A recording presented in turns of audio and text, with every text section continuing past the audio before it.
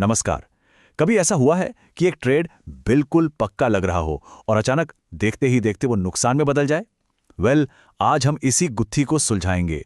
हम जानेंगे कि कैसे ट्रेडिंग में एक ट्रेडर की सोच, उसकी मानसिकता ही उसकी सबसे बड़ी ताकत बन सकती है। और ये सवाल तो लगभग हर ट्रेडर को परेशान करता है, खासकर जब एक अच्छा मौका हाथ से निकल जाता है। एक ब्रेकआउट जो स्क्रीन पर इतना इतना साफ दिख रहा है, वो आखिर लॉस में क्यों बदल जाता है? चलिए आज इसी सवाल की तह तक चलते हैं। देखिए, इसका जवाब चार्ट्स के लाइनों में नहीं है। ये जवाब हमारे दिमाग में छिपा है।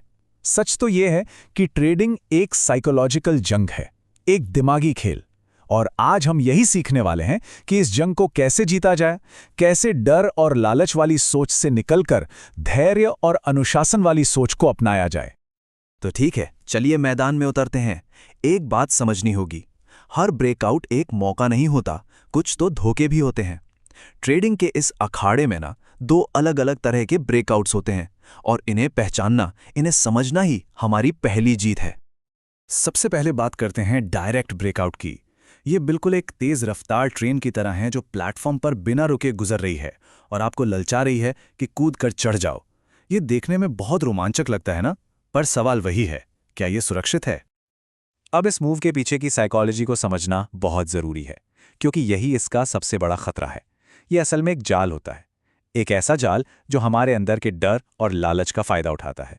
इसे अक्सर स्मार्ट मनी, मतलब जो बड़े इंस्टीट्यूशनल प्लेयर्स हैं, वो बिछाते हैं। क्यों?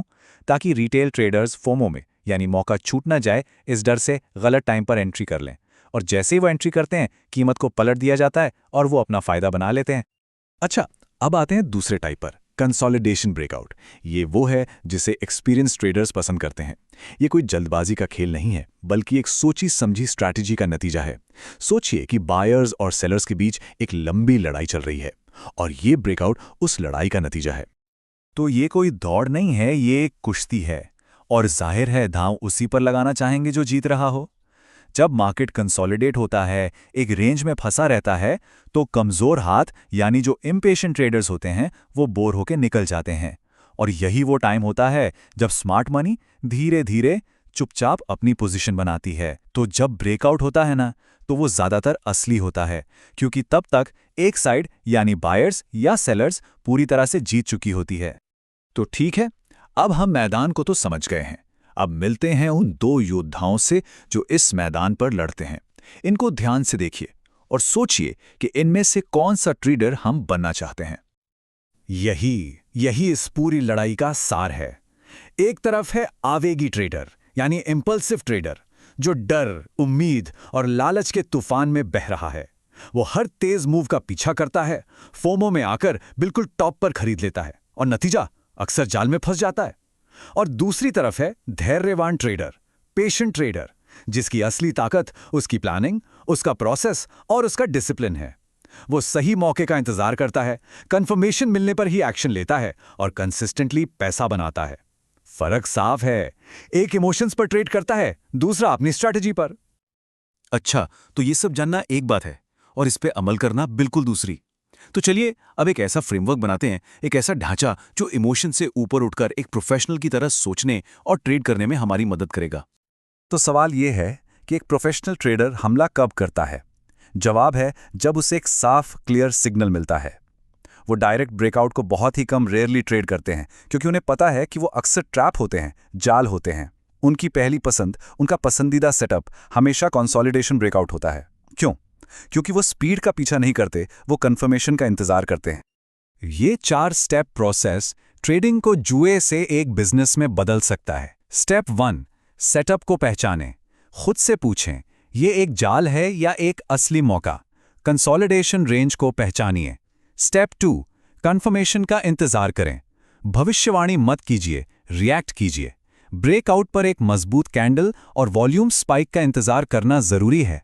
स्टेप 3, अपना रिस्क डिफाइन करें। ट्रेड में घुसने से पहले ही पता होना चाहिए कि स्टॉप लॉस कहां लगेगा। ये एक साइकोलॉजिकल सेफ्टी नेट की तरह है। और स्टेप 4, अपना एग्जिट प्लान करें, अपना टारगेट जानें। ये लालच को एक विनिंग ट्रेड को लूजिंग ट्रेड में बदलने से रोकता है। ये तरीका इमोशंस को बाहर करके लॉजिक को अंदर लाता है। चलिए अब आते हैं फाइनल राउंड पर। अपने मन पर महारत हासिल करना। अब हम उन मेंटल ट्रैप्स की बात करेंगे, वो मानसिक जाल जो अच्छे ट्रेडर्स को भी फंसा सकते हैं। अपनी स्ट्रैटेजी को पत्थर की तरह मजबूत बनाने के लिए इन गलतियों को पहचानना बेहद जरूरी है। और सच कहूं तो ये गलतियां हम सबने कभी ना कभी की हैं। एंट्री का पीछा करना, मतलब चलती ट्रेन में कूदना, या फिर रिवेंज ट्रेडिंग, यानी एक लॉस के बाद गुस्से में तुरंत पैसा वापस कमाने की कोशिश करना, या कन्फर्मेशन बायस, जब हम सिर्फ वही देखते हैं जो हम देखना चाहते हैं।